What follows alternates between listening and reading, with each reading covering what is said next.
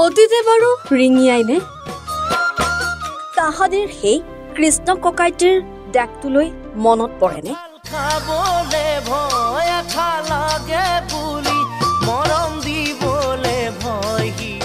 মনত আছেনে জানমণি অঞ্জনাৰ কথা?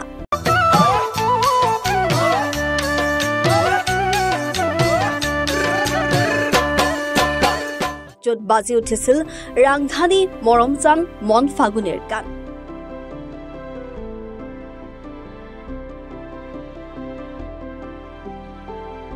নষ্টালজিকতাৰ পাতত হেৰাই গ'ল মিঠা স্মৃতিবোৰ। 31 ডিচেম্বৰ আৰু জানমণি অঞ্জনাৰ গীতৰ সামঞ্জস্য বুলিলে সকলো অপেক্ষাৰত। বছৰৰ শেষৰ ফাললৈ ৰিলিজ হোৱা জানমণি অঞ্জনা অথবা ৰাংধালীৰ গীতসমূহে বহুজনৰ বুকুত সাজ বহুৱাই গৈছে। আজিও বহুজনে গুণগুণাই সেই গীতসমূহ।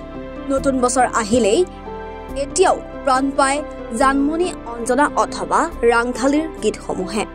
এতিয়াও বহুজনৰ বুকুত আলোড়নৰ সৃষ্টি কৰে 90 দশক আৰু 20 দশকৰ কেছেট আৰু ভিচিডিৰ বিহু গীতসমূহে। সময়ৰ বুকুত হেৰাই যোৱা কেছেটৰ বিহু গীত এতিয়াও বহুজনৰ বুকুৰ আপোন। তোমালোকৰ সেই গীতসমূহ যে মনত পৰিছে, সেই দিনবোৰ যে মনত পৰিছে, মোৰ ভাল লাগিছে। আৰু বিশেষকৈ মোৰ ওচৰলৈও যে তোমালোকে সেই আচলতে মই জোনবাই বা জানমণি অঞ্জনা ৰঙিলী ৰাংধালীৰ লগত সম্পূৰ্ণ জড়িত আছিলোঁ সেই সময়ত, আৰু আজি সেয়া হেৰুৱাই পেলাইছোঁ। সময়ৰ সোঁতত যুগৰ পৰিৱৰ্তন হৈছে বুলি মনত ভাৱ হয়। আৰু সেই গীতসমূহ আচলতে এতিয়াও মোৰ সেই 31 ডিচেম্বৰ দিনটোলৈ খুব মনত পৰে। ৰাংধালী ৰঙিলী জানমণি জোনবাই এইবিলাক ৰিলিজ কৰাৰ দিনটোলৈ মনত পৰে, কাৰণ সকলো অসমবাসী ৰৈ থাকে, অপেক্ষা কৰি ৰৈ থাকে যে গীত আমাৰ বিহু গীতৰ এলবামবিলাক কেতিয়া ৰিলিজ কৰিব, কোনদিনা আমি জানমণিৰ গীত শুনিম, জোনবাইৰ গীত শুনিম, অঞ্জনাৰ গীত শুনিম। আৰু সেই আমি যদি ভাবোঁ যে আমাৰ নৱপ্ৰজন্মই, উঠি অহা প্ৰজন্মই যদি আমাৰ এতিয়া যেনেকৈ ফেচবুক যেনেকৈ ব্যৱহাৰ কৰে, হোৱাটছআপ যেনেকৈ ব্যৱহাৰ কৰে, আমি যদি তাত যদি সকলোৱে সজাগ আৰু সতৰ্কতা অৱলম্বন কৰি যদি আমি পুৰণা সেই বিহুগীতসমূহৰ যিটো ধাৰা, সেইখিনি যদি আমি ঘূৰাই আনিবলৈ যদি চেষ্টা কৰোঁ, নিশ্চয় আমাৰ পুৰণি নেক্সট জেনেৰেশ্যনটোৱে সেইটো পাৰিব বুলি মোৰ বিশ্বাস। আৰু তেওঁলোক সদা সতৰ্ক, খুব কনচিয়াছ আজিৰ জেনেৰেশ্যন। গতিকে আৰু মাঘ বিহুৱে হওক, বহাগ বিহুৱে হওক, যিকোনো অনুষ্ঠান ফাংচনবিলাকত আমাৰ কিন্তু সেই পুৰণা বিহুগীতবিলাকেই শুনিবলৈ পাওঁ। বেলেগ গীত কিন্তু আমি শুনিবলৈ পোৱা নাই, যদিও আমি সেই দিনটো হেৰুৱাইছোঁ। ৰিলিজ কৰাৰ এলবামবিলাক ৰিলিজ কৰাৰ যেতিয়া দিনবোৰ হেৰুৱাব পাৰোঁ, কিন্তু এটা কথা ঠিক, আমি কিন্তু গীতসমূহ হেৰুৱাই পেলাব পৰা নাই।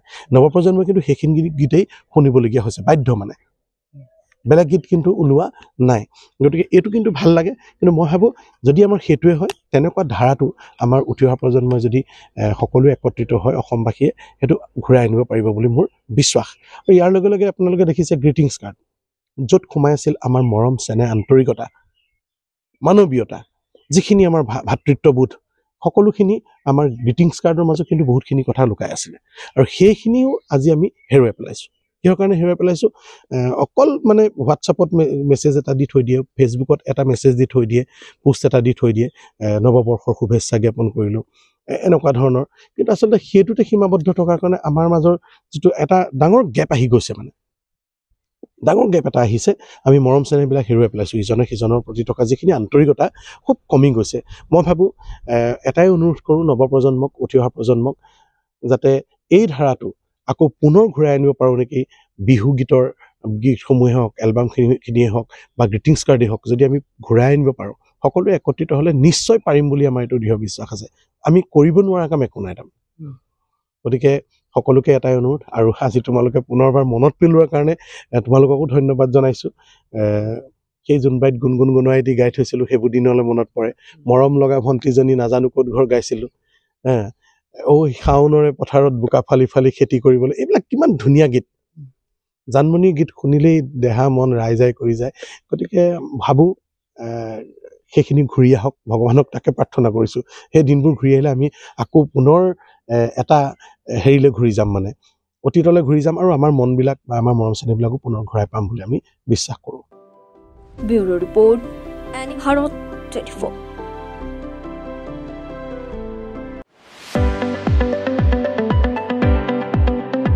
ৰঙাপাৰাবাসীৰ বাবে সুখবৰ।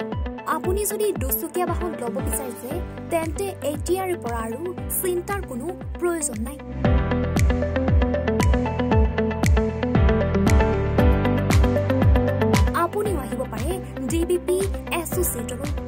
Bajaj two-wheeler dealer.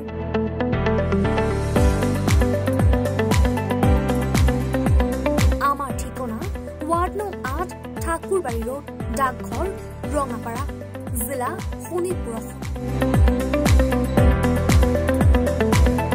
Amar যোগাযোগৰ নম্বৰ 9435707133 9707967285285